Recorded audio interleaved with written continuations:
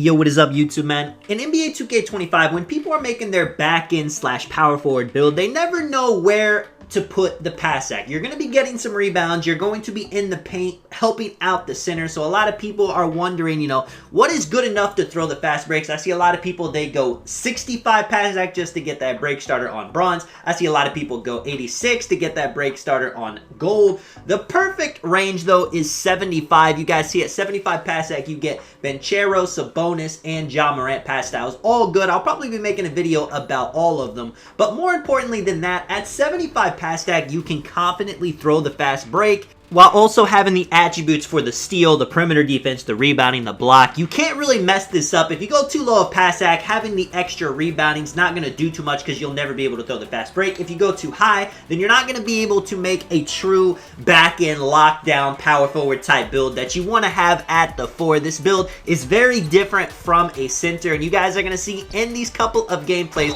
I get a lot of assists. I'm getting a lot of rebounds as well, throwing the fast breaks. You guys are going to see the good and the bad. Right as the game starts, I get the tip, I throw a guy wide open from dunk. I'm able to get the rebound off the free throw, which that's lazy boxing now. You can never let that happen. Right here, he dots me. I'm wide open for the shot. If you like playing defense, making a back end is so much fun. I do recommend the build I got, especially too if you play a lot of different modes. This 6'7" can play as an on-ball lock. It can play as the power forward. And also, I can even play as the center in the park. In the rec, you're usually going to get lined up at the 4 if you make it at 6'7". There is not a lot of opportunities where you're going to be put at the center. But if you are, you can definitely make it work. You guys see, I'm getting the board, throwing the fast breaks. The passes are fast. Even right there, if that's a little bit slower, if that's 65 pass act, the guard is probably going to end up stealing that. And I know pass act is very expensive, especially on a lock back-end type build where you want to have stats to have really high perimeter defense, to have really high steal rating, to have good rebounding, good all-around stats, to still be a well-balanced build while also having the super high defense.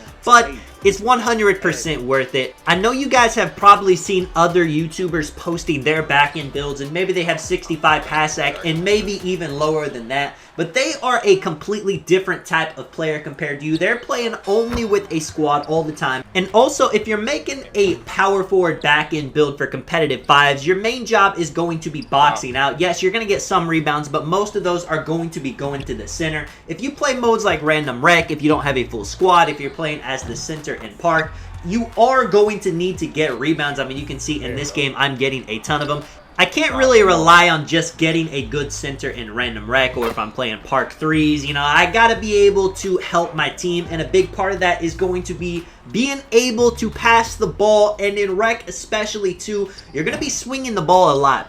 That's not really the case if you're making a back-end build for competitive 5s, Proving Grounds, Pro-Am. For the most part, you're going to be spotting up in the corner, you're going to be playing defense, and you're very rarely going to have to make a pass. But you can see, man, I'm swinging the ball a lot. At the first half, I already have 14 rebounds. I got 7 assists. My team has a total of 14 assists, so I have half of them. And the pass act is probably my most important stat at the moment. Rebounding's definitely number 1. You can make a case that I'm playing good defense as well, but being able to make all of these passes pretty swiftly too. I will say 75 is not perfect. If at all possible, I wish I could make a back-end build with 86 pass act. I actually had that in NBA 2K24. It was possible. But in this game, you're just not going to have the attributes for it. Now, maybe you're a vet too when you got 12 cap breakers. Then you could definitely look into doing something like that. But this video is for the average 2K player. And even myself, I play a good amount. I play a few times a week, but I'm only a starter 5, so I don't plan on getting a ton of cap breakers. I'm not even sure if I'll hit vet 2 this year. We will see. I am hopeful. But if you want to make the safe bet, you want to make the solid bet, you can see right there off and offensive rebounds out in my PG. Now, I could have even had a ton more assists than I even had in this game. I'm showing you guys, even the passes that my teammates do not end up scoring off of, they're still pretty good passes. Now, maybe if I had higher pass act, the ball gets to them a bit quicker, and maybe they are able to hit the shot or not get contested.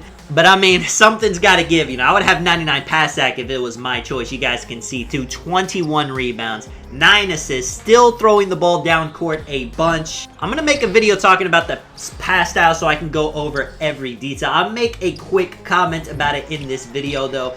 The Sabonis pass style is the best for fast break passes, which I'm a big fan of in the rec. In the half court, there are definitely some slower animations you're going to get, so Ja Morant's better for that. But in my opinion, on a build like this where you're getting a ton of rebounds, you always want to choose the pass style that's going to be the best for fast breaks. Half court passes, if they get a couple of slow ones, it is whatever, you guys. So we're able to win the game. And a big part of that was the passing that I was doing on the build. Now, obviously, that game specifically was a bit of an extreme example. I was passing the ball so many times. I was getting so many rebounds. The ball was just ending up in my hands randomly in the half court, which is not usually going to happen. This is going to be much more of a realistic game. You guys are going to see what you can expect on a build like this, where I still get the ball a decent amount. I'm still throwing a decent amount of fast breaks, but nothing crazy. And you can see too, man, we got an AI. I hate that that happens. I hope 2K does something about it. There's definitely a center that 2K can give us. There's no way 2K is giving us an AI center. And this game starts off very similar to the last. They have a guy not moving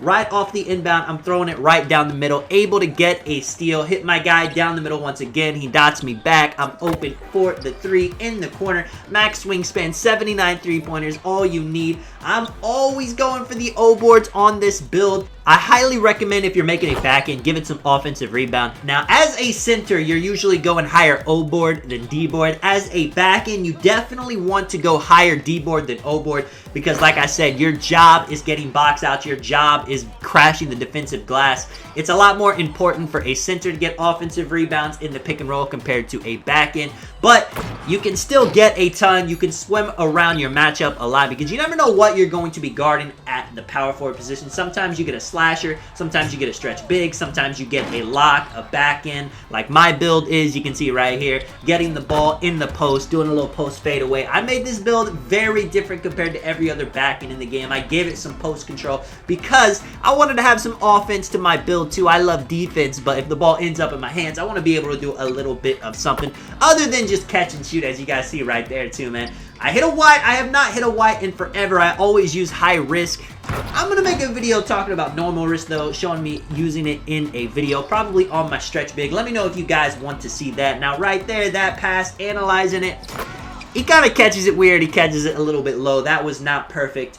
Showing you guys the bad with the good. It's not just perfect passes every single time, and that is what 75 pass act is going to do, you know. A lot of the time it's going to be pretty good. Nothing super elite, but something you can depend on. I've tested builds with 50 pass act. I've tested builds with 65 pass act.